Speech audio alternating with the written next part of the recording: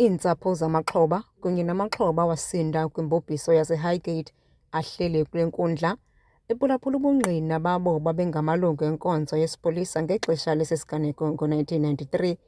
La mangqina ngakhange avume ukuvela kumabonakude axelele le nkundla ukuba kukho nanye into ayikhumbulayo ngesi siganeko. Nangona bakhankanywa kwingxelo efungelweyo nguNeville Belling kunye noCarl Webber, uDavid Henry Roos kunye noStephanus Durant bathi akukho kwanto abayikhumbulayo, abakhumbuli nokuba bancedisa kuphando lweli tyala. Elinye ingqina uHermanus van der Walt nongakhange afune ukushicilelwa uphikile ukuba waxelela uCarl Webber ukuba iHammer Unit yiyo eyaqhuba uhlaselo kwihotele iHighgate.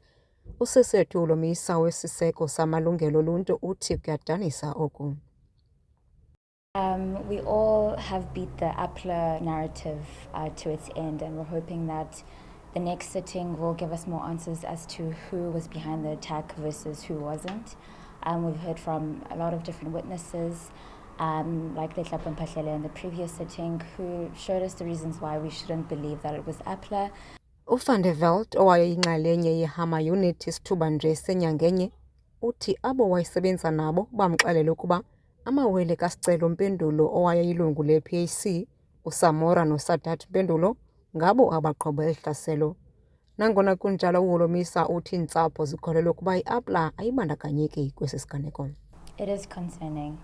It's very disappointing, and we don't know why people aren't willing to share what they know. And this is not to say that we don't believe them as to whether they can recall or not, but it's difficult to understand. Ukusonga elityala kule mini namhlanje ijaji elichopheleyo uJaji Potgieter ubongoze nabani na onolwazi olunganceda ngesi siganeko eze ngaphambili. In the interest of justice and of the affected parties, this court will welcome any information that will assist these proceedings.